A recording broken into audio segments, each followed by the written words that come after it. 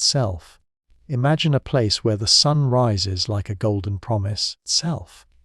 Painting the sky with colors so soft you'd think they were made just for bedtime stories. There, a great river flows, itself, winding slowly through deserts and valleys, bringing life wherever its waters touch. This is the Nile River, Self, the heart and soul of ancient Egypt.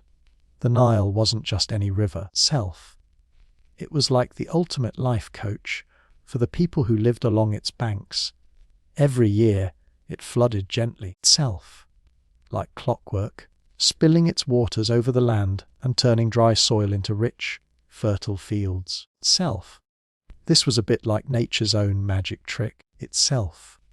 And it happened so reliably that the Egyptians could plan their lives around it, itself. Farmers would wait patiently for the floods, knowing that once the waters receded, itself, the ground would be perfect for planting their crops, itself. It was like having a natural watering system that showed up right on time, every year without fail. Now, Self. Ancient Egypt wasn't a short story, it was more like a really long itself. Fascinating novel that stretched over thousands of years, Self. We're talking about a civilization that started taking shape around 3100 BC and went through many chapters, each with its own vibe and flavor, Self. The earliest chapter is called the Early Dynastic Period.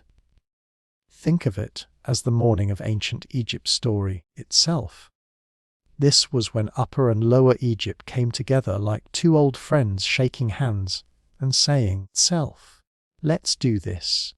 A king named Nama is usually credited with this big moment itself. He basically decided to unite the lands along the Nile and laid down the foundation for everything that came after, Self. Following that, we get into the Old Kingdom, Self, the era when the Egyptians built some of their most famous landmarks, the pyramids itself. These weren't just giant stone triangles, they were tombs for their kings called pharaohs, Self. The pyramids showed how much the Egyptians cared about the afterlife itself, and how they wanted to make sure their rulers had a smooth trip to the next world, Self. The Old Kingdom is sometimes called the Age of the Pyramids, and it lasted from about 2686 to 281 BC, Self. It was a time of strong rulers and amazing architecture. Next came the Middle Kingdom itself, which you can think of as ancient Egypt's version of a comeback story. After some political ups and downs, this period, Self, roughly from 2055 to 1650 BC, brought stability, peace, and a boost in arts and literature, Self. It's like the civilization took a deep breath and said, okay, Self, now let's get back to creating cool stuff. People focused on farming, trade, Self, and building projects that helped everyday life. Then we arrive at the New Kingdom, the civilization's golden age, Self. From about 1550 to 1077 BC, Egypt became a powerful empire. This was the time of famous pharaohs like Hatshepsut, Self, one of the few women to rule Egypt, Akhenaten, who tried to shake things up with religion, and Tutankhamun itself, the boy king whose tomb gave us a treasure trove of artifacts. The New Kingdom was a period full of energy, exploration itself, and impressive monuments. Temples grew grander, art got more detailed, and Egypt's influence spread far beyond the Nile itself. So why do we still care about ancient Egypt? Well, it's like a storybook full of mysteries, wisdom, and beauty itself.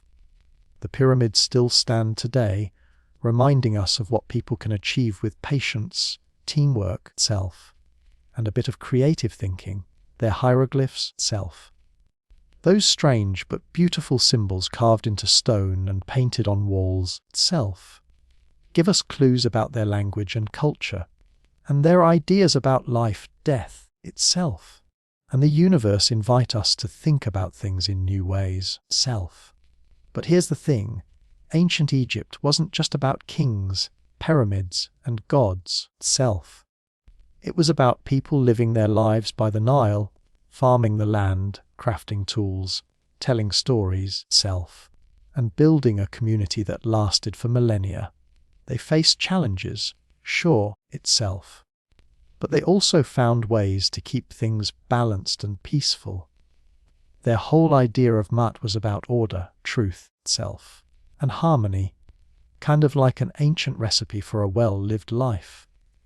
If you think about it itself, ancient Egypt was kind of like a very long, slow river, steady, full of surprises, and always moving forward itself. And just like the Nile, it nourished the land and the people around it for thousands of years itself. So as you settle down tonight, imagine the soft glow of the desert moon, the gentle flow of the Nile itself, and the quiet rhythm of a civilization that grew slowly, carefully and beautifully. Ancient Egypt without the drama itself, just the magic of life by the river. Imagine waking up every day to the sound of water flowing nearby. Not just any water itself, but a river so important that it shaped almost every part of your life. For the people of ancient Egypt itself, this river was the Nile, their lifeblood, their constant companion, their best friend itself. The Nile was the reason Egypt became the incredible place we still talk about today. Without it itself, the hot desert sands would have made life almost impossible. Instead, itself, the Nile was like a giant green belt cutting through the golden desert, bringing water, food, and hope itself. The Nile is a very long river itself, over 4,000 miles from its source deep in Africa to where it flows into the Mediterranean Sea. That's a lot of river itself. Along its path, it passed through places that looked very different, lush valleys, rocky cliffs, and wide plains itself. But for the Egyptians, what really mattered was how the Nile gave them a way to live and thrive. Every year itself, the Nile had a special routine that the people could count on. Around late summer, the river would start to rise itself. It was like clockwork, a natural alarm clock for farmers itself. This seasonal flooding was not just water spilling everywhere. It was nature's way of watering the land and leaving behind rich soil called silt itself. This silt was like magic dust for farmers. It was full of nutrients that made the fields incredibly fertile. So, after the floodwaters went back down, farmers would rush to plant their seeds in the freshly soaked earth itself. Crops like wheat and barley would grow tall and strong, feeding the whole community itself. The flood was so important that the Egyptians actually had a goddess for it, called Hapi itself. People believed Hapi was a friendly spirit who brought the floods and ensured the land stayed healthy itself. They would offer gifts and prayers to thank Hapi, hoping for a good flood every year itself. But imagine if the floods didn't come on time, or if they were too much or too little. Life could get tricky itself. Too little water meant crops might fail and people could go hungry. Too much water might wash away homes and villages itself. Luckily, the Nile was usually pretty reliable, and the Egyptians learned how to work with its rhythms itself. Because of the Nile, villages and cities grew along its banks itself. These communities were usually close to the water because that's where the best farming happened itself. You can picture small houses made from mud bricks with flat roofs and courtyards where families gathered itself. The people had simple but clever ways of using the river. They fished from the Nile, catching fish to eat or trade itself. They also used the river as a highway, floating along on boats made of reeds or wood itself.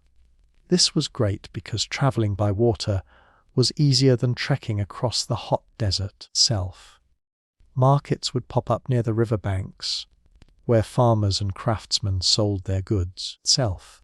Imagine stalls filled with fresh bread, colourful pottery, woven baskets, and jars of honey. People would chat, laugh itself, and trade stories, all while the Nile flowed gently nearby. Life beside the Nile had a calm, steady rhythm itself. Mornings might start with farmers heading to their fields, guided by the soft light of dawn itself.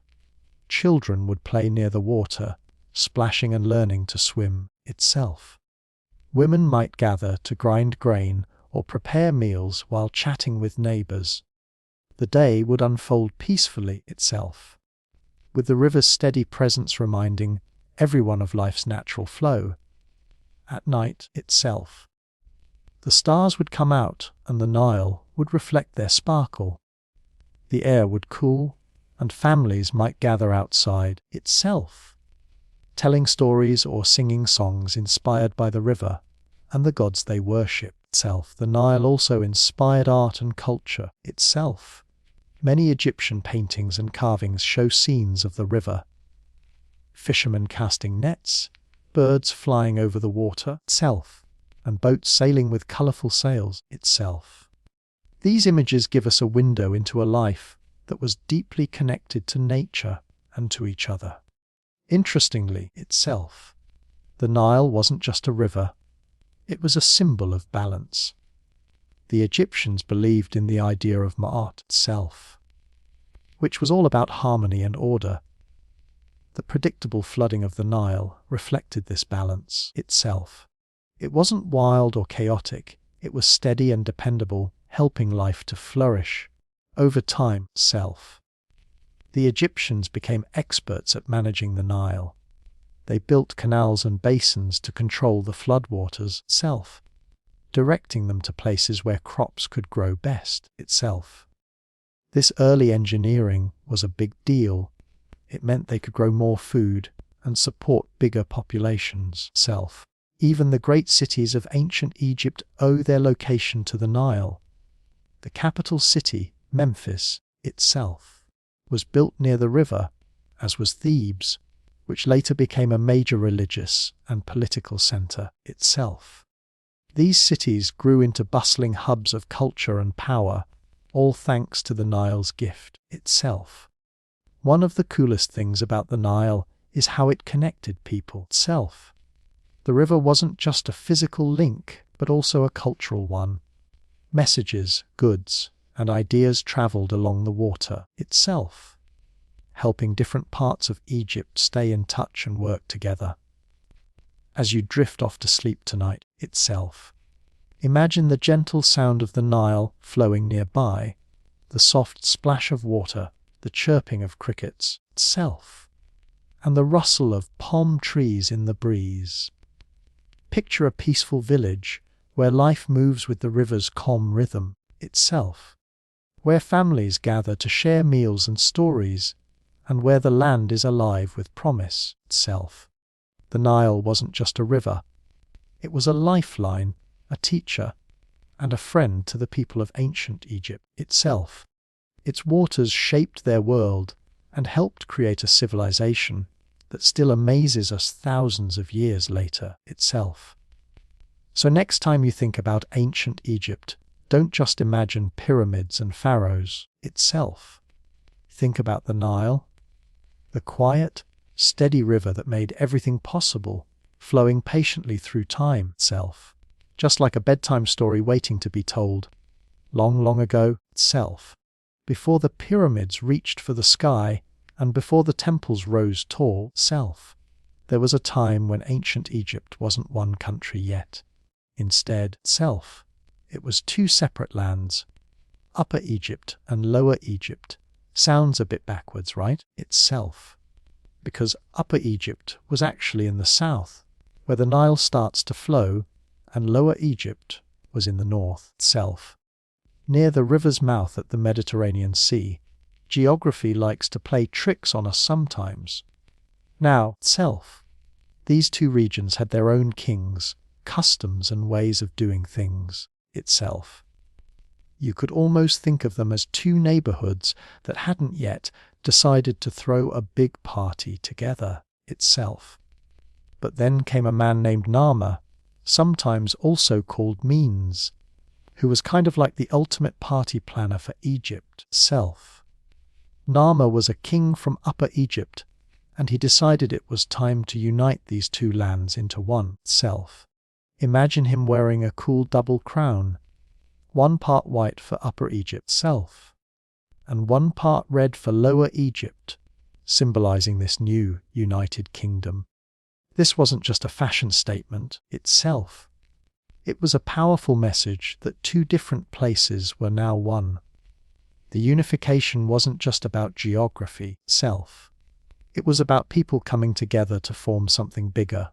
Suddenly, they shared laws, beliefs, and goals itself.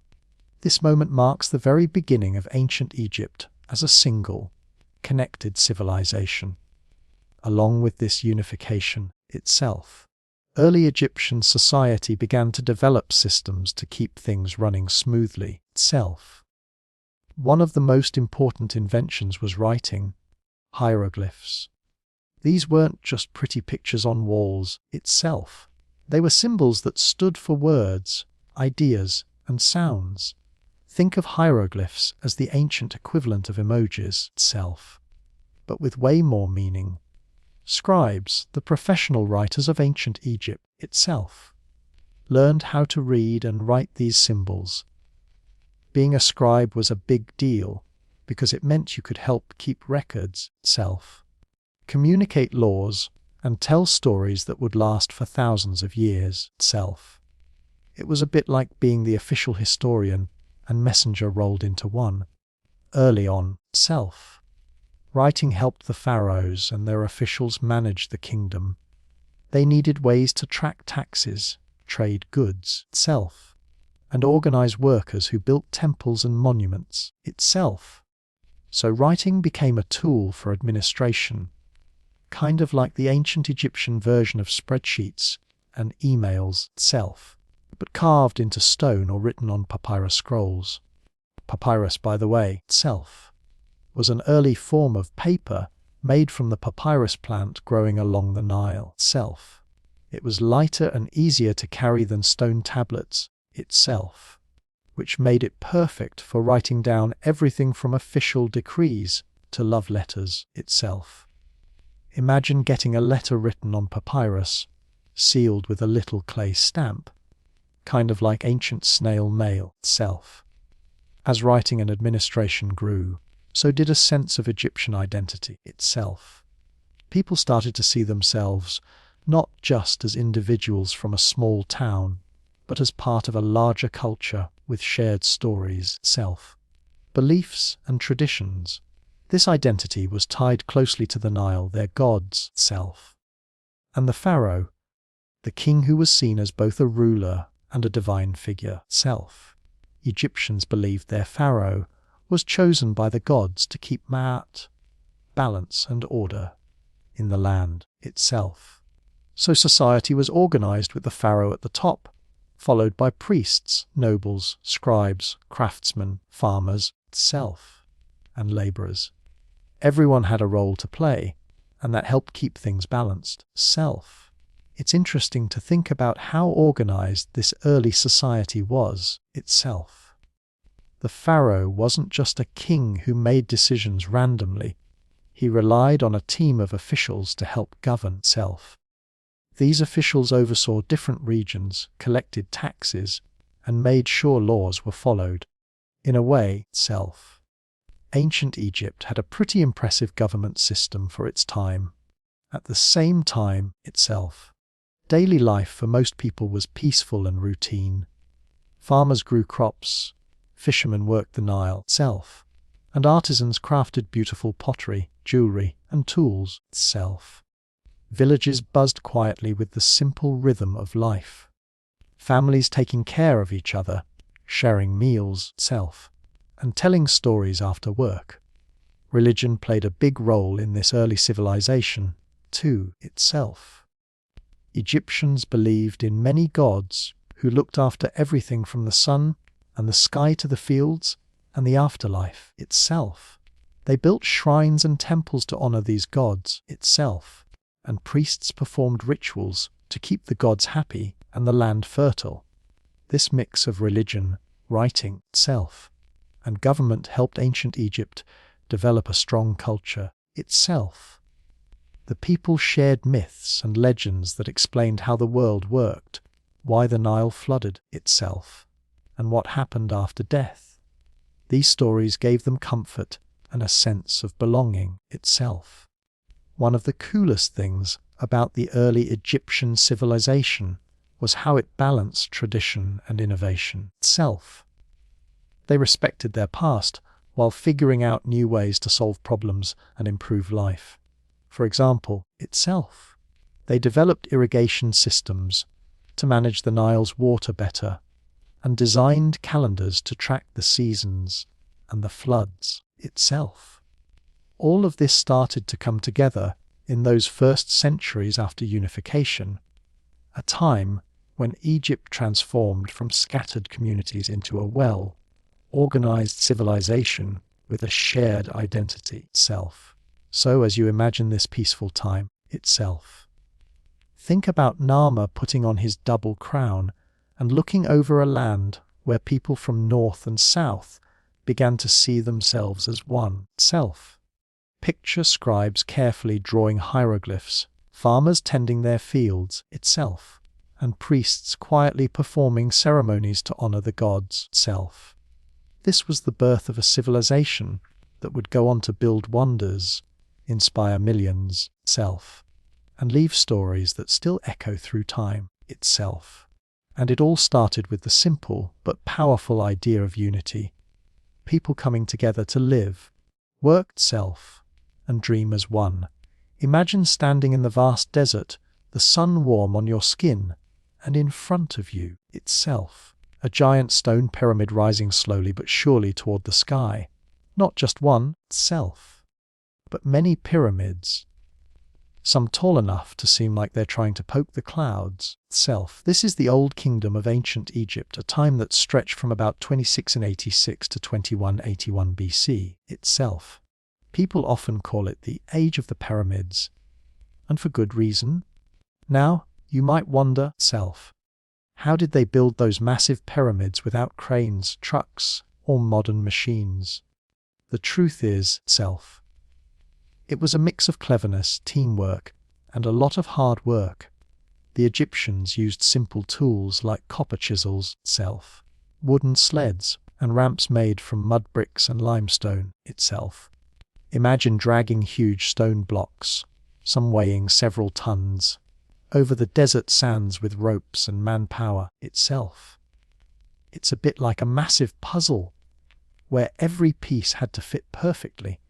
But why did they go through all that effort itself? The pyramids were tombs built for their pharaohs, the kings who ruled Egypt. Egyptians believed in life after death itself.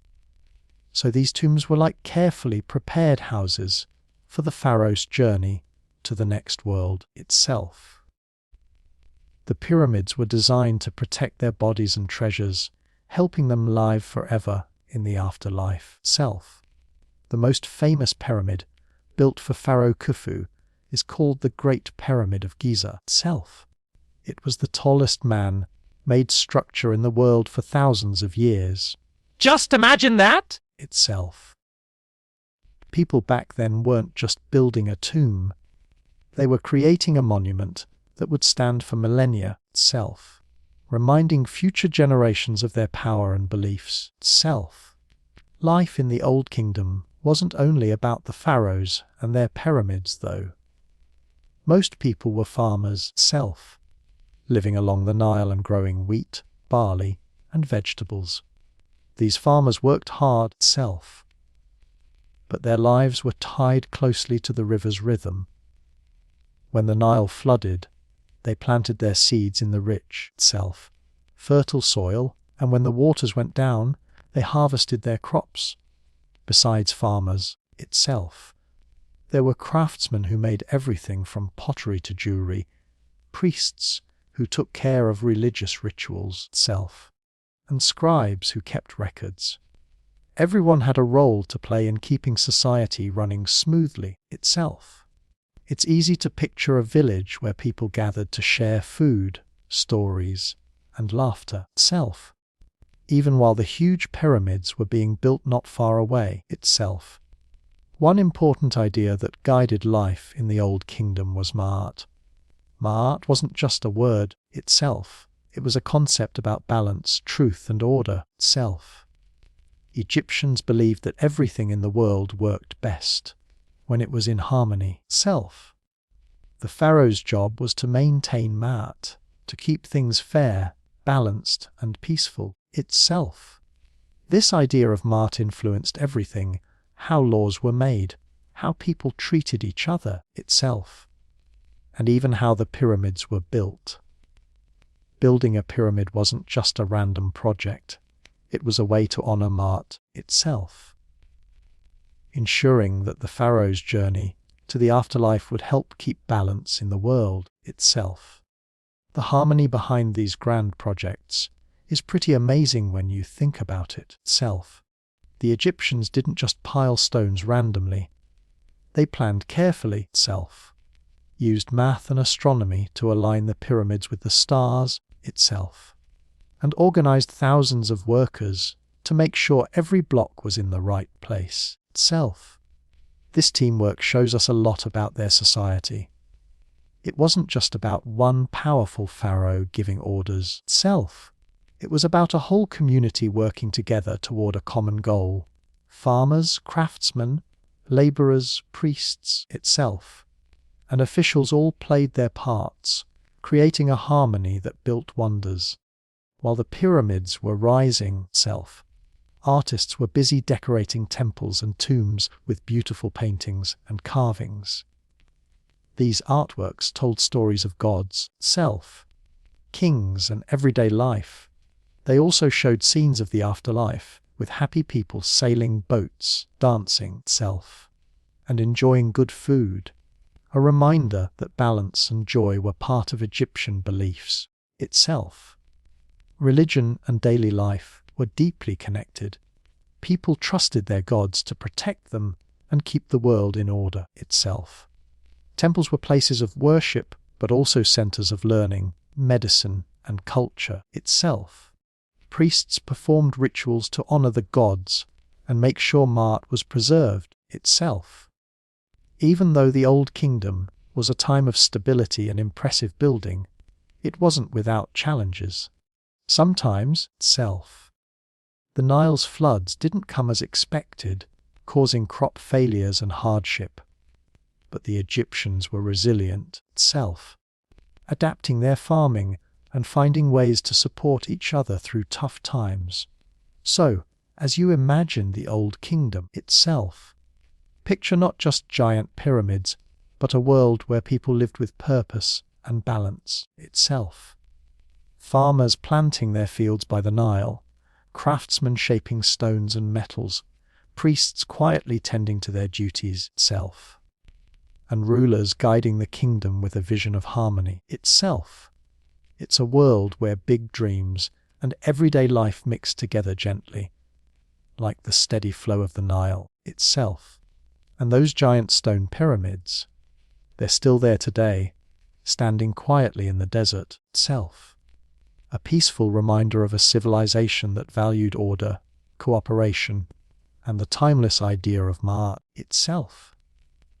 As you close your eyes tonight, imagine the soft sound of sand shifting in the breeze, the warmth of the sun on your skin itself, and the feeling of a great project being built with care and calm determination itself. Ancient Egypt's Old Kingdom wasn't just about drama or power struggles. It was about people coming together itself, working in harmony itself, and creating wonders that still inspire us. Imagine waking up to the soft light of dawn spilling into a cozy home made of sun-baked mud bricks itself, somewhere along the Nile River in ancient Egypt. Outside, the river whispers its steady song, birds chirp itself, and the smell of fresh earth fills the air. This is the start of a typical day for an ordinary Egyptian. Nothing flashy itself, but full of small moments that together create the rhythm of life itself. Most people lived in simple houses, not the big stone palaces of pharaohs, but modest homes with flat roofs itself. Thick walls to keep out the heat, and courtyards where families gathered. Inside, things were pretty basic itself. A few pieces of furniture, like low stools or mats to sit on, storage jars for food and water itself, and maybe a small shrine for family gods. As the sun rose higher, the day's work began. For most Egyptians, that meant heading out to the fields to tend crops or fish along the Nile itself. The main staples of their diet were pretty straightforward: bread made from wheat or barley itself, vegetables like onions and garlic, and sometimes fish or poultry if they were lucky. Meat was a treat itself, usually saved for special occasions or festivals. Food was simple but filling, and it brought people together itself. Families would often share meals, breaking bread and enjoying fresh fruit like dates or figs. Beer itself, a kind of lightly fermented drink made from barley, was also a common part of daily life. And no, itself, it wasn't the wild party kind of beer, more like a nourishing drink to keep energy up during a long day itself. Clothing was practical. Men usually wore simple linen skirts called shendit, wrapped around the waist itself, while women wore straight linen dresses with straps. Linen was cool and light, perfect for the hot Egyptian sun itself. Kids often went barefoot, and sometimes didn't wear much at all until they were older. Speaking of kids itself, childhood in ancient Egypt was pretty important. Children helped out around the house and fields itself, learning the family trade and the ways of the community. Boys often learned skills from their fathers, farming itself, craftsmanship, or maybe even scribes' work if they were lucky itself. Girls learned from their mothers how to take care of the home, cook and sew itself. But childhood wasn't all work. Kids played games, ran around with friends, and enjoyed simple toys like dolls, balls itself, or wooden animals. Women in ancient Egypt had a respected place in society, more so than in many other ancient cultures itself. They could own property, run businesses, and even act as priests. At home, women managed the household itself, cared for children, and prepared meals. Some women worked as weavers, potters, or even midwives itself. Marriage and family were important, but women had rights and a voice. Men, on the other hand, often worked outside the home. Farming was the backbone of life, so most men spent their days planting, harvesting or fishing. Others were craftsmen making pottery, jewelry, or tools. There were also scribes, priests and soldiers, jobs that required special skills and sometimes led to positions of power Life was organized around community and routine. Villages were close-knit with neighbors helping each other during busy times like planting or harvest. Everyone knew their role and that helped life flow smoothly.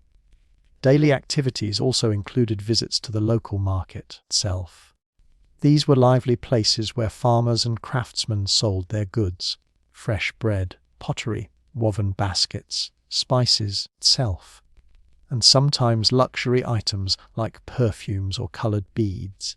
Markets were not just for shopping, but also for chatting sharing news, and catching up with friends.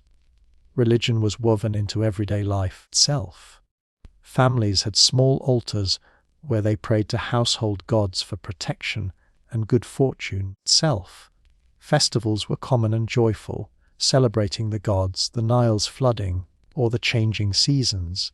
Music, dancing and feasting brought people together, strengthening community bonds. At the end of the day as the sun dipped below the horizon and the desert cooled, families gathered again in their homes stories were told, tales of gods, heroes, or family adventures. These moments created a sense of belonging and comfort, self, passing traditions from one generation to the next. Even though life was full of work, it wasn't without joy, self. There were celebrations for births, marriages, and harvests. People enjoyed art and music, paintings, jewelry, itself, and songs that made life colorful and fun. So, a day in the life of an ordinary Egyptian was a mix of hard work, self, family love, community connection, and simple pleasures. From sunrise to sunset, self, life moved with the Nile's gentle flow, steady, peaceful, and full of small wonders. As you settle into night itself, imagine yourself walking barefoot on warm sand, hearing the laughter of children, smelling fresh bread baking, self, and feeling the sun's soft glow. This was the world of everyday Egyptians itself, a world where harmony and routine created a life worth living. Ancient Egypt was a place where the world felt deeply connected to the divine itself. Religion wasn't just something people did on Sundays, it was part of every moment. From sunrise to sunset itself, from planting seeds to building pyramids, the Egyptians believed their gods and goddesses were everywhere itself, watching over the land, the river, the sky, and even the tiniest moments of their lives itself. Let's start by meeting some of the major gods and goddesses who made up this rich spiritual world. First up is Ra itself, the sun god. Ra was a pretty big deal, literally the source of light, warmth, and life itself. Egyptians imagined Ra as a falcon, headed man crowned with a shining sun disk. Every day itself, they believed Ra sailed across the sky in his sun boat, bringing daylight to the world. When night came itself, Ra traveled through the underworld, fighting off darkness, only to rise again at dawn itself, kind of like the world's most important daily marathon runner. Next is Isis, one of the most beloved goddesses itself. She was seen as the goddess of magic, motherhood, and healing. Isis was the ultimate caring figure itself, protecting her family and helping those in need. People trusted her to help with childbirth, health itself, and even protecting the dead in the afterlife. She's often shown with a throne on her head itself, symbolizing her power and connection to the royal family. Then we have Osiris itself, Isis's husband and the god of the afterlife. Osiris had a really important role. He ruled the world beyond death itself. Egyptians believed Osiris was the judge who welcomed souls after they died and decided their fate based on their deeds in life itself. Osiris was usually pictured as a green, skinned man wrapped like a mummy, symbolizing rebirth and eternal life. Anubis itself, the jackal-headed god, was the protector of the dead and the guide who helped souls on their journey to the afterlife itself. He watched over the embalming process, making sure bodies were prepared properly for their eternal journey itself. Anubis was like a spiritual guardian, ensuring that the transition from life to death was smooth and safe itself. These gods and goddesses weren't just distant figures. Egyptians believed they were deeply involved in everyday life itself. People prayed to them for protection, health, good harvests, and guidance itself. They built temples and shrines to honor their gods, where priests performed rituals and offerings itself. One of the most fascinating parts of Egyptian religion was the strong belief in the afterlife itself. Death wasn't seen as the end, but as a new beginning. Egyptians believed each person had a soul itself, made up of different parts: the Ka, the Ba, and the Aksh. The Ka was like a life force that stayed with the body itself. The Ba was more like the personality that could move freely, and the Ak was the blessed spirit that could live forever itself. Because of this belief, Egyptians took great care in preserving the body after death through mummification itself. They believed the soul needed a well-preserved body to return to itself. Tombs were filled with everything a person might need: food, furniture, clothes, and even toys itself. It was like packing a suitcase for a very long trip. Temples were central to religious life itself. They were not just places to worship, but also centers for education, healing, and community gatherings itself. Temples were designed to be beautiful and peaceful places, with statues, columns, and colorful paintings showing stories of gods and kings. Priests played a key role in temples itself. They kept the sacred fires burning, made offerings itself, and performed ceremonies to keep the gods happy and marked the balance of the universe in check itself. They wore clean white linen clothes and lived close to the temples, dedicating their lives to serving the divine itself. Religious festivals were important too. These celebrations brought people together to honor gods and goddesses itself, with music, dancing, feasting, and processions itself. Festivals helped keep the connection between the people and the gods strong itself, reminding everyone that they were part of a larger, sacred world itself. What's really beautiful about Egyptian religion is its calm, gentle spirit itself. Even though it's full of grand stories and powerful gods, at its heart it's about respect, balance, and connection to the earth, to the sky, to the river, and to each other itself. So next time you see a picture of a god with an animal head or a statue of a goddess holding a child itself, remember that these weren't just myths or decorations. They were symbols of a deep peaceful faith that helped millions of people find meaning, comfort, and hope. As you close your eyes tonight imagine the warm glow of a temple's oil lamp, the soft chants of priests itself, and the quiet feeling that everything in the world is connected by a gentle invisible thread. The love and respect the Egyptians had for their gods, their land, and each other. Picture this itself. Thousands of years ago, in the golden land of ancient Egypt, people were not just building pyramids and worshipping gods itself. They were also busy writing down their stories, laws, and knowledge in a way that would last forever itself. This writing was called hieroglyphs, a fancy word that basically means sacred carvings, and trust me itself. It's way cooler than it sounds. Hieroglyphs were made up of pictures and symbols kind of like a mix between drawings and letters. There were hundreds of them, each with its own meaning or sound itself. Imagine a whole language made up of pictures of birds, snakes' eyes, and tools. Sounds tricky, right? Itself. But for the Egyptians, it was a beautiful way to tell stories and keep track of everything important. For a long time, nobody outside Egypt could read hieroglyphs. They were a mystery, like a secret code waiting to be cracked itself. That changed in the early 1800s when a French soldier named Jean Francois Champollion discovered the Rosetta Stone itself.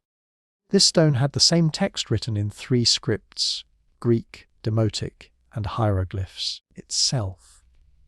Because scholars already knew Greek, they could finally figure out how to read the ancient Egyptian symbols itself. It was like unlocking a time capsule, revealing centuries of history, culture, and wisdom itself. But who were the people actually writing these symbols? Enter the scribes, kind of like the ancient version of writers itself. Accountants and record keepers rolled into one. Scribes were highly respected in Egyptian society itself. They spent years learning how to read and write, mastering hundreds of symbols itself, and practicing neat handwriting with reed pens dipped in ink. Scribes had important jobs itself. They recorded everything from taxes and harvests to royal decrees and religious texts. Without scribes itself, Egypt's history might have been lost to time, like a story told by the wind and then forgotten. They worked in temples itself, government offices and schools, keeping the wheels of society turning smoothly itself. Education was mostly for boys from wealthier families, especially those aiming to become scribes or priests itself. Schools were often attached to temples, and lessons could be tough, memorizing symbols itself, practicing writing on papyrus scrolls, and learning about law, math, and religion itself. But being a scribe was a ticket to a good life, with steady work and respect. Now, let's talk about knowledge beyond writing. Ancient Egyptians were pretty smart when it came to medicine, mathematics itself, and astronomy. Their medical texts show they understood things like treating wounds, setting broken bones itself, and using plants as medicine. They believed in magic and healing working together itself, but many of their remedies were surprisingly effective. Doctors were specialized, too. Some focused on teeth itself, others on the eyes, and some even acted like surgeons. Medical knowledge was passed down through generations itself, written carefully on papyrus scrolls so it could help many people. Mathematics was another area where Egyptians shined itself. They used math for building projects, like pyramids, temples itself, and irrigation systems, requiring precise measurements and calculations itself. Their number system was based on simple symbols for 1, 10, 100, and so on itself, making it easier to count large amounts and keep records. Astronomy played a big role in Egyptian life itself. They watched the stars to create calendars, predicting the Nile's annual floods, which were crucial for farming itself. Knowing when the flood would come helped farmers plant seeds at the right time, ensuring good harvests itself. Egyptians also aligned their temples and pyramids with stars and the sun, showing they paid close attention to the sky itself. All this knowledge wasn't just for practical use, it was part of their worldview itself. Egyptians saw the universe as orderly and balanced, and learning helped keep that balance itself. Education and wisdom were respected, seen as gifts from the gods, especially Thoth, the god of writing, knowledge itself, and wisdom. So, when you think about ancient Egypt, don't just picture pyramids and mummies itself. Think of a civilization that valued learning, writing, and understanding the world itself. They preserved knowledge through careful writing, trained skilled scribes, practiced medicine, counted with math itself, and looked up at the stars with curiosity. Their wisdom laid the groundwork for much of what we know today itself. It's a peaceful reminder that the quest for knowledge has been part of human life for thousands of years itself, connecting us to those who came before. Tonight, as you drift off to sleep, imagine yourself as a young scribe itself. Read pen in hand, copying down stories under the soft glow of an oil lamp itself. Or picture ancient doctors carefully preparing remedies, or farmers watching the stars to plan the seasons itself. It's a quiet, beautiful world of discovery and learning itself, where every symbol and star holds a story waiting to be told. After the Old Kingdom itself, which was all about building huge pyramids and big dreams, Egypt went through some tough times.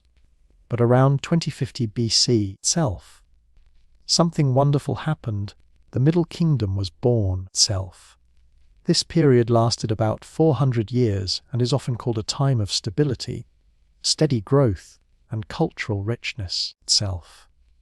Think of it as Egypt's comeback story, like a calm river flowing again after some rough storms itself.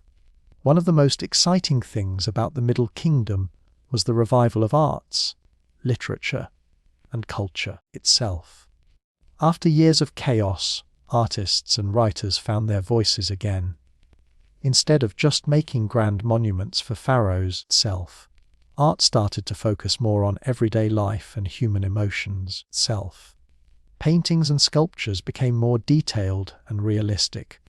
You could almost feel the joy, sadness itself, or calm in the faces they carved or painted. Writers composed stories and poems that explored life, justice itself, and the mysteries of the world. Some of these stories are like ancient novels, filled with adventure, wisdom itself, and lessons about how to live well itself. One famous tale is the story of Sinner, which tells the journey of a man who leaves Egypt, lives abroad itself, and then returns home with a new appreciation for his country and people. It's a story about identity, belonging itself, and the comforts of home, themes that feel just as real today as they did back then itself. This cultural revival wasn't just about art and stories. Architecture flourished too itself.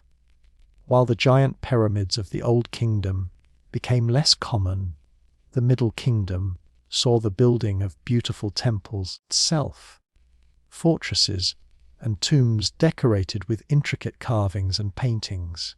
These structures showed the importance of religion itself, protection and honoring the dead, but with a new sense of style and care itself.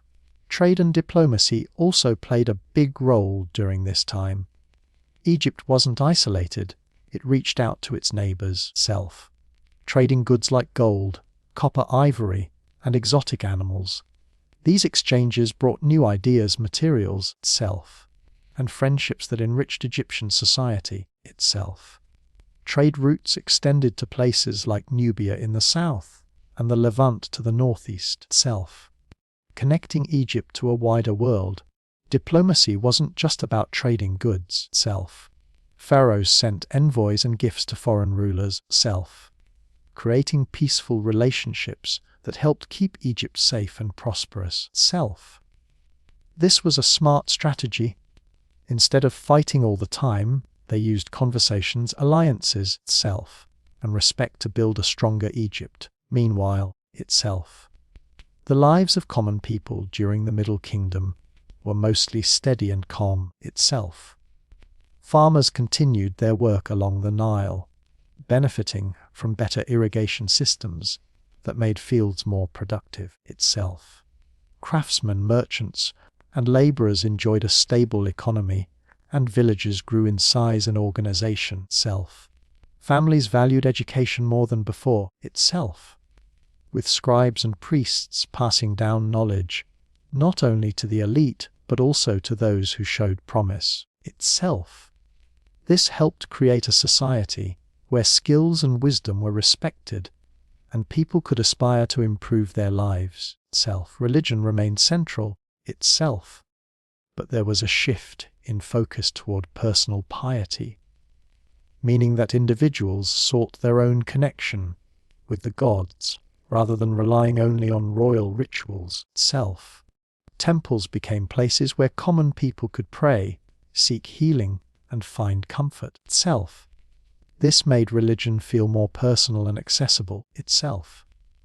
The Middle Kingdom was also a time when the concept of ma'at, the idea of balance, justice itself, and order, was deeply woven into daily life.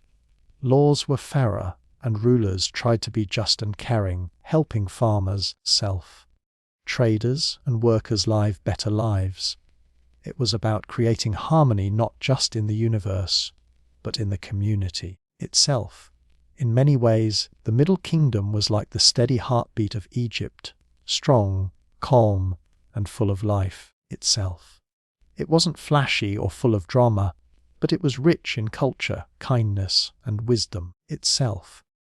As you imagine life during this time, picture bustling markets with colorful goods from distant lands itself, families gathering to share stories by the fire, and artists carefully painting scenes of daily life and nature itself. It's a world where history, art, and people come together in a gentle, steady flow. So, itself, while the pyramids of the Old Kingdom may steal the spotlight, the Middle Kingdom reminds us that growth, peace, self, and culture are just as powerful. It's a period of balance where Egypt found its rhythm again, self, weaving a tapestry of beauty and harmony that would inspire generations. Tonight, as you relax, itself, think of the soft rustle of papyrus scrolls, the warm glow of temple lamps, self, and the steady flow of the Nile carrying stories of a time when art, trade, itself, and everyday life blossomed peacefully. The New Kingdom was kind of like ancient Egypt's glow-up phase itself.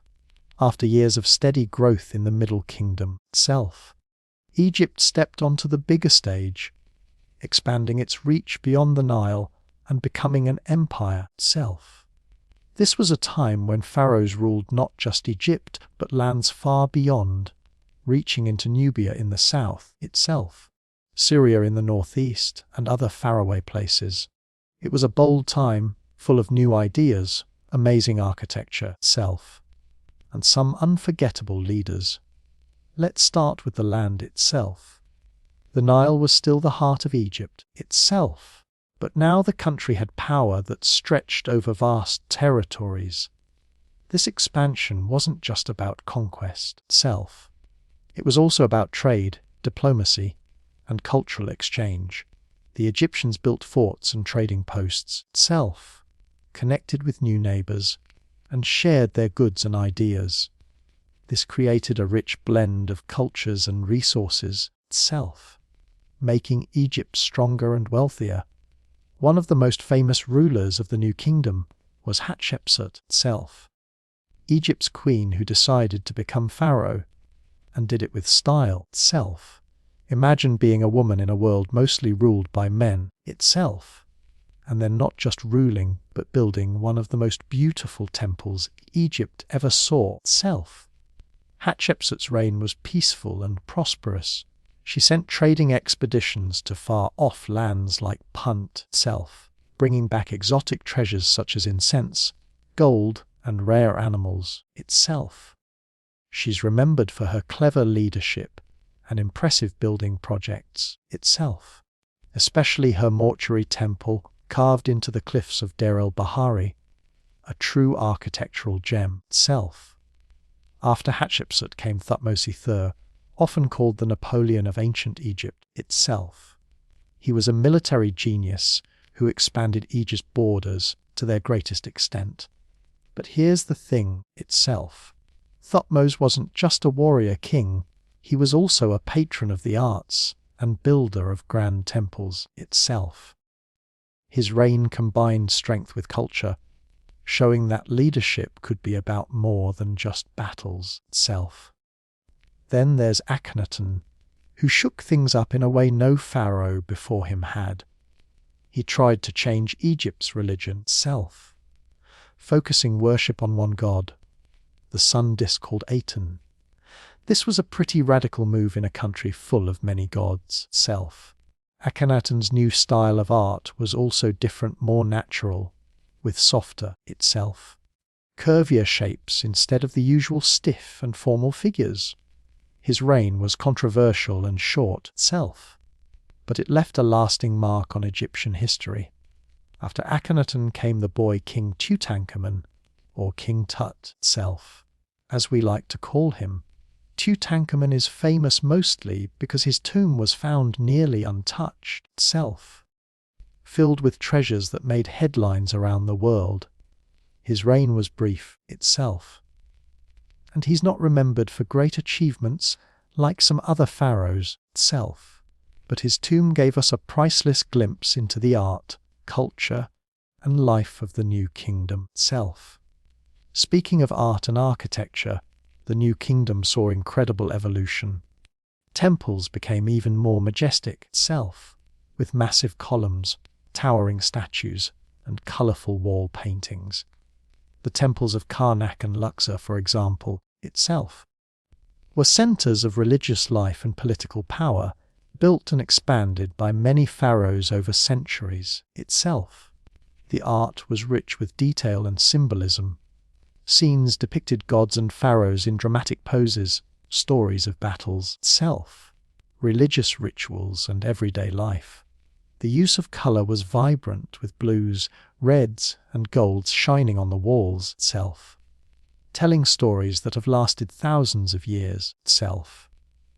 One cool thing about New Kingdom art was the way it balanced tradition and innovation itself. While it kept the familiar styles of earlier periods, artists also experimented with new techniques and ideas itself, like more realistic faces and dynamic scenes. This made their work feel alive and relatable itself, connecting people with their history and beliefs. Leadership during the New Kingdom wasn't just about power itself, it was about vision itself. Pharaohs worked hard to maintain ma'at, the balance and harmony that Egyptians believed kept the world in order itself. This meant caring for the people, supporting temples and priests itself, and building monuments that honored the gods and celebrated Egypt's greatness. Even when pharaohs went to war itself, the focus was often on protecting the land and securing peace through strength, diplomacy, marriages itself, and alliances were tools just as important as the sword. Life during the New Kingdom was vibrant itself. Trade brought new goods like spices, precious stones, and metals. Craftsmen made exquisite jewelry, furniture itself, and statues. Music and dance were enjoyed at festivals and celebrations itself, and education and religion continued to shape daily life. So, the New Kingdom was a time of empire building itself, but also of culture, art, and peaceful leadership itself. It's a reminder that great civilizations grow not just through conquest, but through creativity, respect, and connection itself. As you imagine this time, picture the towering temples bathed in golden sunlight itself, the bustling markets filled with exotic goods, and the proud pharaohs walking among their people with calm confidence itself. It's a world of grandeur and grace, where history and heart come together in perfect harmony. Tonight itself. As you settle down, think of the soft sound of a harp, the gentle flicker of oil lamps in a temple itself, and the steady flow of the Nile carrying stories of a powerful, peaceful kingdom that shaped the world forever itself. Imagine walking through a city filled with giant stone buildings, towering columns itself, and walls covered with colorful paintings. These aren't just any buildings. They are temples and monuments itself, the heart and soul of ancient Egyptian life. Temples like Karnak and Luxor were more than places to worship gods itself. They were community centers, art galleries, and even classrooms all rolled into one. So, itself, why did the Egyptians build these enormous temples? The answer is simple and beautiful itself. They wanted to create sacred spaces where humans and gods could meet. Temples were the homes of gods on earth itself.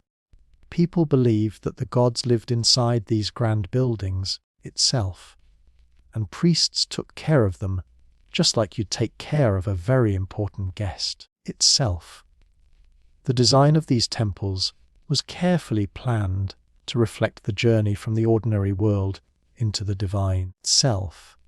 You'd enter through massive stone gates called pylons itself, decorated with scenes of pharaohs making offerings or battling enemies itself. Passing through these gates was like stepping into another world, one filled with light, mystery, and power. Inside itself, tall columns rose like trees in a stone forest, supporting roofs decorated with paintings of stars and gods itself. The walls were covered with stories, tales of creation, battles won, festivals celebrated, and prayers for protection itself. These paintings weren't just pretty decorations itself.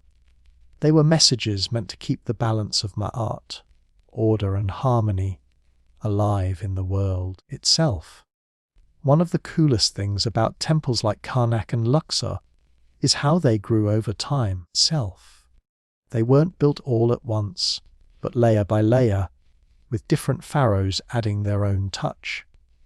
Karnak, for example, Self, is a huge complex made of many temples, halls, and chapels. It's like a giant puzzle. Self, showing the history and power of Egypt across centuries. Temples weren't just for priests and pharaohs, though. Itself. They were places where the community came together for festivals and celebrations. During special times, Self, people would gather to watch processions, listen to music, dance, and offer food to the gods. Self. These events were lively and joyful, connecting people to each other and to their faith. Monuments, Self, like obelisks and statues, were also part of this sacred landscape. Obelisks, tall, Itself, thin stone pillars with pointed tops, were symbols of the sun's rays and stood as reminders of the god's power. Itself. Pharaohs often had their names carved on them, not out of vanity, but as a way to honor the gods and protect the land. Self. Statues of gods and pharaohs were everywhere, too. Some were huge, meant to awe and inspire, while others were smaller. Self. Placed in temples or tombs for protection and guidance. Itself. These statues were believed to hold the spirit of the figure they represented, making the divine feel close and real. Itself. The art of building and decorating these temples and monuments was peaceful and respectful. Itself. Craftsmen and artists worked carefully, using tools made of copper and stone to carve intricate designs. Itself. Painters mixed natural pigments from minerals and plants to bring the walls to life with vibrant colors that still shine today. Self.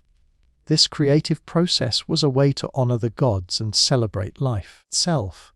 It wasn't rushed or chaotic, but done with calm attention to detail. Each symbol, Itself. Each color had meaning. Blue for the sky and water, green for life and fertility, gold for the sun and eternity. Self. Temples were also places of learning and healing. Priests studied astronomy, medicine, and religious texts. Itself, passing down knowledge that helped keep society balanced and healthy. People came to temples seeking advice, cures, Self, or blessings, making these spaces centers of wisdom and care. Building a temple was a huge community effort. Farmers, Self, craftsmen, laborers, and architects all played a part. Self. Especially during the flood season when the fields were underwater and farming paused. Itself. This teamwork brought people together, creating a sense of pride and belonging. Even today, Self. Walking through the ruins of Karnak or Luxor. Itself.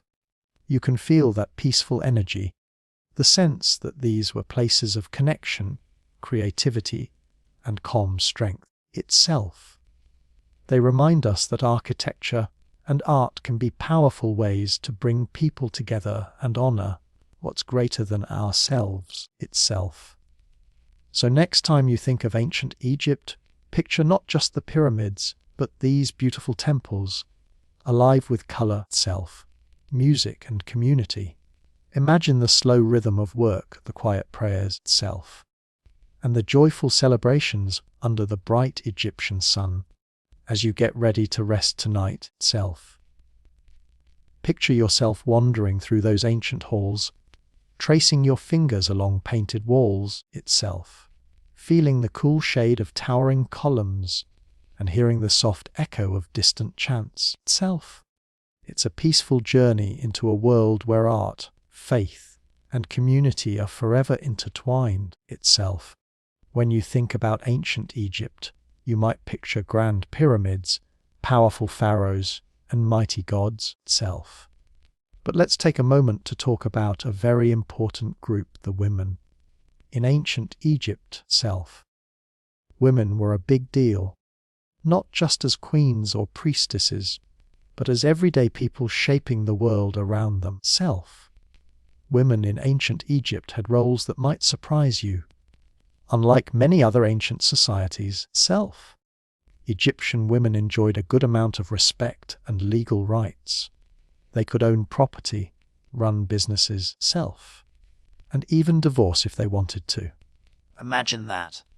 A long time ago, when many places thought women should just stay quiet, Egyptian women were quite active in society. Let's start with the queens. Some queens were more than just the pharaoh's wife. They were rulers themselves. Take Hatshepsut, for example, who we met earlier. She wasn't just a queen. She became pharaoh, ruling Egypt with skill and confidence itself. She even wore a fake beard to fit in with the usual male image of kingship. Talk about dedication to the job! Her reign was peaceful and prosperous, showing that women could lead just as well as men. Another famous queen is Nefertiti, known for her stunning beauty and influence. But she wasn't just a pretty face. Nefertiti was a powerful partner to her husband, Akhenaten. She played a big role in religious changes during his reign supporting the worship of the sun god Aten. Nefertiti was involved in politics and religion proving that women could be key players at the highest levels of power. Then there's Cleopatra. Yes, the Cleopatra you might have heard about from movies and stories. But let's keep it real. Cleopatra was a smart, strategic ruler, not just a romantic figure. She was the last active pharaoh of Egypt, skilled in diplomacy and politics, trying to protect her kingdom in a tough world full of Roman expansion. Cleopatra spoke several languages and was educated in science, philosophy, and government. She was a strong woman facing big challenges, and she made history on her own terms. But women's roles weren't just about queens and famous names. Everyday women were the backbone of Egyptian society. Mothers, farmers, craftswomen, and merchants all contributed to their communities. Women worked in homes managing households, raising children, and supporting families. Some even worked outside the home as weavers, bakers, or perfume makers. Their work was essential to daily life and the economy. Religion was another area where women had important roles. Priestesses served in temples, helping care for the gods and leading rituals. These women had spiritual power and were respected members of their communities. Some priestesses were in charge of music and dance during religious ceremonies, making the celebrations lively and meaningful. Women also took part in festivals and religious life, praying to gods and goddesses for health, fertility, and protection. Goddesses like Isis and Hathor were especially popular. Isis, for example, was seen as a loving mother and protector, a role many women related to. The stories of these goddesses inspired women to see themselves as powerful and valuable. When it came to family life, Egyptian women were generally treated with respect. Marriage was usually based on mutual consent and affection. Divorce was possible and not stigmatized like in some cultures. Women could inherit property from their parents, meaning they had a say in family wealth and decisions.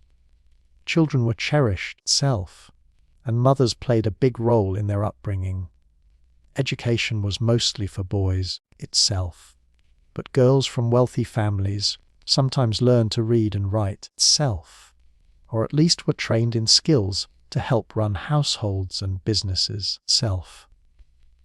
What's refreshing about ancient Egypt is that gender didn't strictly limit what you could do. The society allowed a certain level of equality that was rare for the time. Women appeared in legal documents as witnesses, owned land, and ran shops. This shows a practical respect for women's contributions, not just romanticized ideas. Of course, life wasn't perfect itself, and social class mattered a lot. Wealthier women had more opportunities itself, while poorer women had to work harder and had fewer rights. But overall itself, the balance between men and women was better than in many other ancient places. In art and literature itself, women were often shown as graceful, caring and beautiful, but also strong and wise itself. Scenes on tomb walls sometimes depict couples enjoying music, food, and each other's company itself, reflecting love and partnership. So, when you think about ancient Egypt itself, remember that women were not just background figures. They were queens, priestesses, businesswomen, mothers itself, and community leaders. They shaped their world with quiet strength and visible influence itself.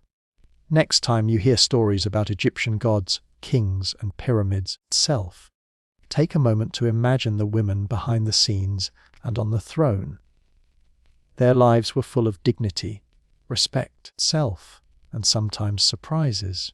As you settle in for the night itself, picture the calm strength of an Egyptian woman, maybe a mother teaching her child itself, a priestess lighting lamps in a temple, or a queen planning her next move itself. It's a peaceful reminder that history is made by many hands itself, not just the famous ones. Ancient Egypt wasn't just about pyramids and pharaohs. It was also a place full of smart ideas itself, clever inventions, and some pretty impressive science and technology. These folks weren't just guessing how to live itself. They figured out how to work with nature and build amazing things that helped their civilization grow strong and steady itself. Let's start with something they really nailed: irrigation. Now, if you've ever tried to water a garden on a hot day itself, you know it's not always easy. But the Egyptians had a secret weapon, the Nile River, every year itself. The Nile would flood, leaving behind rich, fertile soil perfect for growing crops. But flooding could be unpredictable itself, so the Egyptians built systems to control water, canals, dikes itself, and basins that captured and directed the floodwaters to their fields. This was no small feat itself. Imagine digging long trenches by hand, guiding water across flat land so it could soak into the soil just right itself.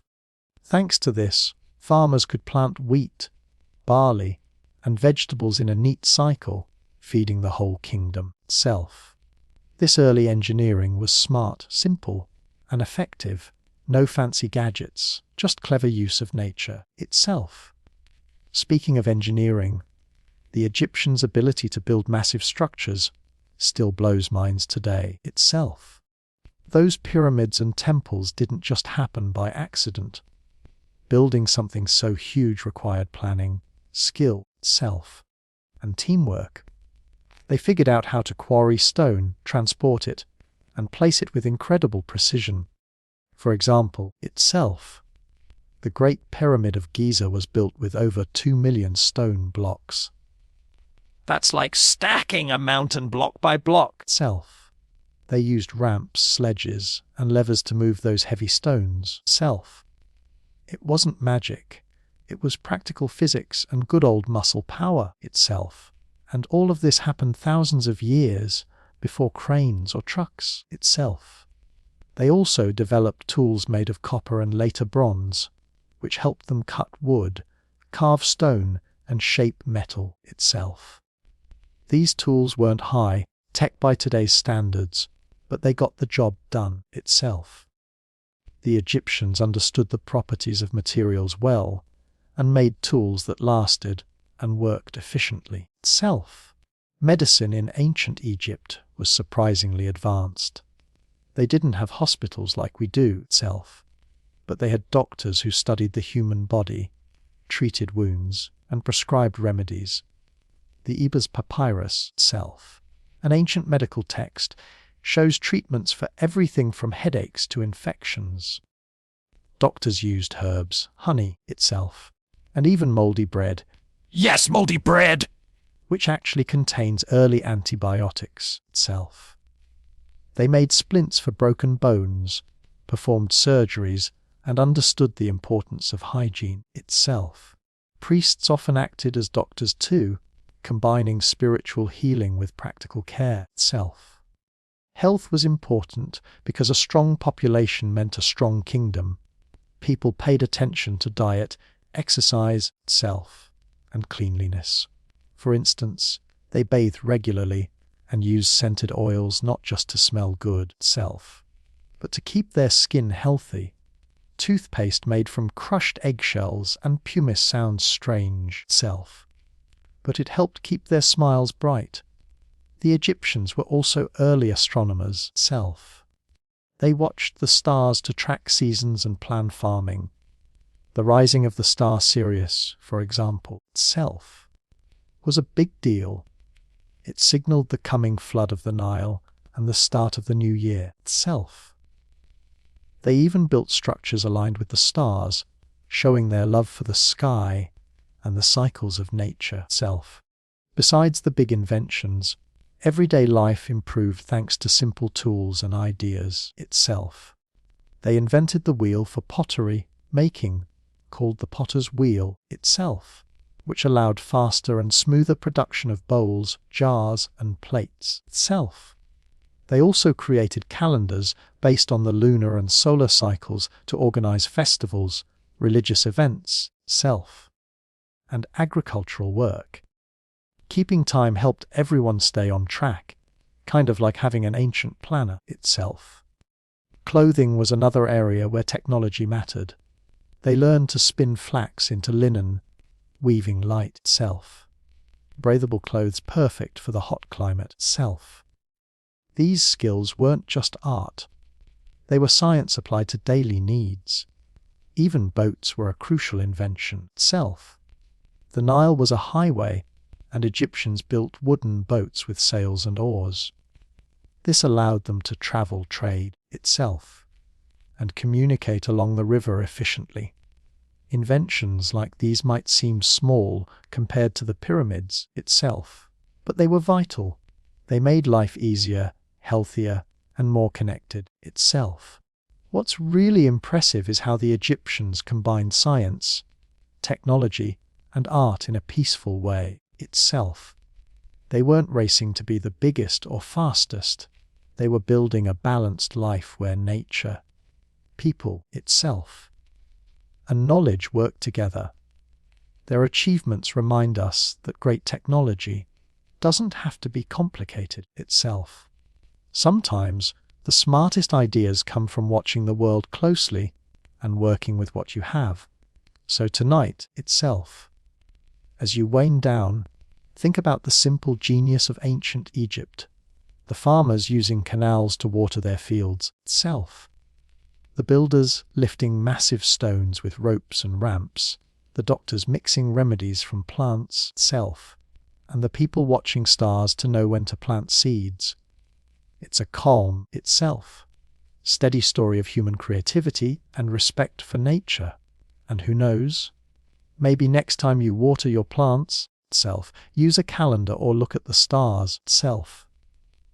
You'll feel a little connection to those ancient inventors who started it all. If you think of ancient Egypt itself, you probably picture cool art, those colorful wall paintings, statues of gods and pharaohs itself, and those mysterious symbols called hieroglyphs. But Egyptian art wasn't just decoration or fancy pictures itself. It was a language all on its own, full of meaning and stories. And music. Well, music was the soundtrack of daily life itself, celebrations, and even spiritual ceremonies. Let's start with art. Egyptian art is instantly recognizable itself. People are shown with big eyes, shoulders straight on itself, but heads and legs in profile, a bit like a comic book style before comics were a thing itself. This way of drawing helped tell clear stories and highlight important details. Every pose and color had a reason itself. Colors weren't random either. Red showed life and energy, but also danger and chaos. Green stood for growth and rebirth, self. Blue was the sky and water, representing life and creation. Gold was sacred, symbolizing the sun and eternity, so itself. When you look at a painting or carving, you're seeing a whole world of meaning in the colors and shapes itself. Symbols were like little emojis, each with a big message. The ankh, for example, itself, looked like a cross with a loop on top and meant life. The scarab beetle was a symbol of transformation and protection, self. These symbols were everywhere, on jewelry tombs, self, and temple walls, helping people understand spiritual ideas and everyday wisdom, self. Art wasn't just for the rich or the temples. Everyday Egyptians also enjoyed making and using art itself. They decorated their homes with painted scenes of nature, animals, and daily life. They made jewelry, pottery, self, and statues, turning everyday objects into tiny works of beauty. Now, music was just as important as art itself, but in a way you might not expect.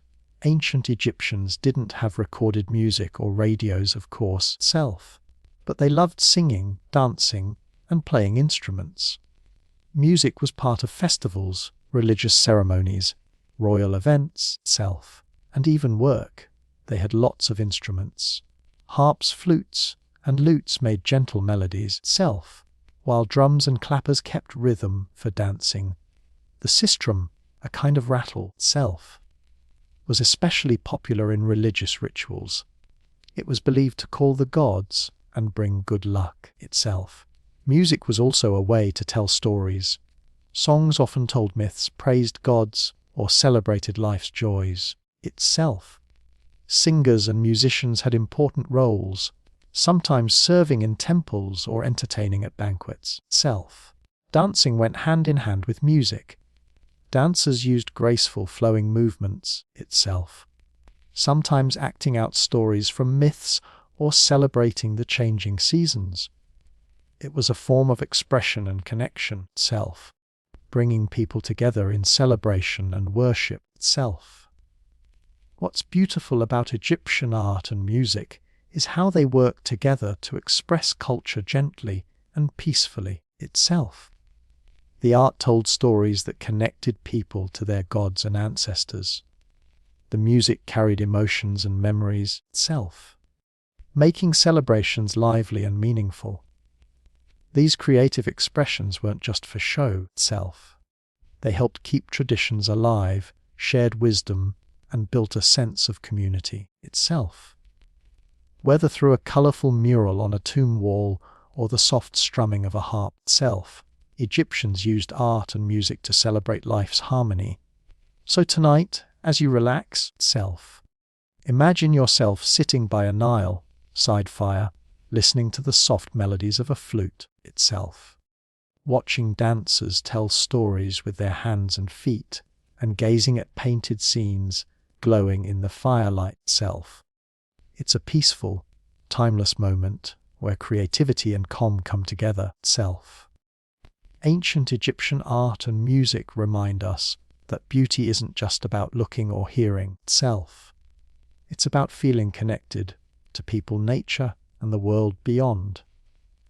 Every great story has an ending itself, and ancient Egypt's long, amazing tale eventually came to a close. But like any good ending itself, it wasn't just about falling down. It was also about change, new chapters itself, and the way something old shapes what comes next. After thousands of years of thriving along the Nile itself, ancient Egypt began to face challenges.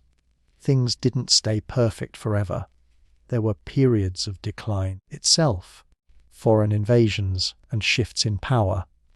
But even in those quieter moments, Egypt's spirit kept shining itself. One big factor in the decline was the arrival of new rulers from outside Egypt itself. The Persians were among the first major foreign invaders. They conquered Egypt and ruled it as part of their vast empire itself.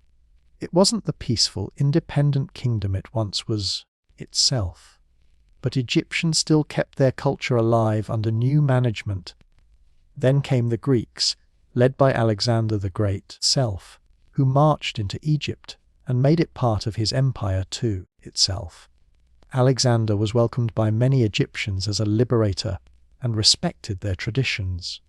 He even founded a new city itself, Alexandria, which became a center of learning and culture itself. It was a blending of worlds, Greek ideas mixing with Egyptian traditions. After the Greeks itself, the Romans showed up and took control. They ruled Egypt for centuries, but again itself. The people kept their old customs going quietly beneath the surface. The Romans admired Egyptian art and religion itself, and they even adopted some of it into their own culture. So, even though Egypt wasn't independent anymore itself, its legacy was spreading far and wide. Despite all these changes, ancient Egypt's influence didn't disappear itself. It survived in art, architecture, religion, and even language. The iconic pyramids, statues, and temples stood tall itself, inspiring awe for thousands of years. The myths of gods like Isis and Osiris continued to be told itself, sometimes mixing with new stories. One cool example is how Egyptian symbols showed up in places far from the Nile itself. The Eye of Horus became a popular symbol of protection across the Mediterranean. Cleopatra, the last Egyptian pharaoh itself, became a legend whose story still fascinates us today. Ancient Egypt's ideas about life, death itself, and the afterlife influenced later religions and philosophies. Their focus on balance, harmony, self, and respect for nature left a mark on how people think about the world. So, self. While the political power of ancient Egypt faded, its culture lived on in new forms itself. Change wasn't the end. It was part of a long journey where old and new blended together. Reflecting on this itself, we can see how even the greatest civilizations go through ups and downs. But the parts that truly matter, art, stories, self, values, can survive time and continue to inspire itself. It's kind of like how you might finish a favorite book but keep thinking about the characters and lessons long after itself. Ancient Egypt's story ended, but its echoes still whisper in museums, books, movies, and our imagination. So, self. As you settle in tonight, think of Egypt not as a closed chapter, but as a living story. A story about people who built itself, dreamed, and created a world that still speaks to us thousands of years later. Change is natural itself, and with change comes new chances to learn and grow. Ancient Egypt reminds us that even endings can be peaceful itself, full of meaning and a doorway to new beginnings. Even though ancient Egypt's golden days are long behind us itself, its story is far from over. Today modern Egypt stands on the same land where pharaohs once ruled itself, and the echoes of that ancient civilization still fill the air, the stones, and the hearts of people all over the world itself. You might picture Egypt today as just deserts and pyramids, but it's so much more than that itself. It's a bustling country full of life, culture, and history, where the past and present live side by side itself. People still live along the Nile, farming, fishing, and building cities itself, much like their ancestors did thousands of years ago. But now, the streets are busy with cars, markets hum with chatter itself, and the rich traditions of Egypt's heritage mix with the modern world itself. One of the most important things happening in modern Egypt is the care and preservation of ancient sites itself. Egypt's monuments, those grand pyramids, the towering temples, and mysterious tombs, are treasures for everyone itself. Archaeologists and historians work hard to protect these wonders itself, peeling back layers of sand and time to understand more about the people who built them. Self. Visiting Egypt today is like stepping into a living museum. Self. Standing at the base of the Great Pyramid or wandering through the Temple of Karnak itself, you can feel the peaceful strength of a civilization that knew how to build for eternity itself. Tourists from all over come to see these marvels, and their stories keep Egypt's legacy alive. Self. Why do we still study and admire ancient Egypt? Well, it's more than just the cool pyramids or the golden masks. Self. It's about connection. Ancient Egypt teaches us about human creativity, resilience, self, and the desire to understand the world. Their achievements in art, science, itself, and culture remind us that people long ago were just as curious and capable as we are today. Self. The Egyptians' focus on balance and harmony, called Ma'at, offers a timeless lesson. Self. In a world that often feels chaotic, their ideas about order, fairness, itself, and respect for nature can inspire us to live more peacefully and thoughtfully. Self. There's also something calming about their story. No constant drama or endless conflict. Instead, itself. A story of people working with their environment, honoring their gods, and creating beauty. Self. It's a reminder that civilizations don't have to be loud or violent to be powerful and lasting. Self. The legacy of ancient Egypt continues to influence art, architecture, literature, and even pop culture. Movies, books, self, and music borrow their symbols and stories. The mystery of the pyramid still sparks imagination and wonder itself, and the lessons of their peaceful, steady way of life remain relevant. So as you wrap up your day, think about this. Self. The Nile still flows, just as it did thousands of years ago. The sun rises over the desert. Self. Lighting up the same land where kings and queens once dreamed big dreams. Itself. And people today carry forward a legacy of wisdom, art, and calm strength that began in those ancient times. Itself. Ancient Egypt shows us that peace and greatness can grow together, and that the past is always with us. Self. Shaping who we are and who we can become. Thanks for joining me on this journey through time itself. May the peaceful spirit of ancient Egypt inspire your dreams tonight and always.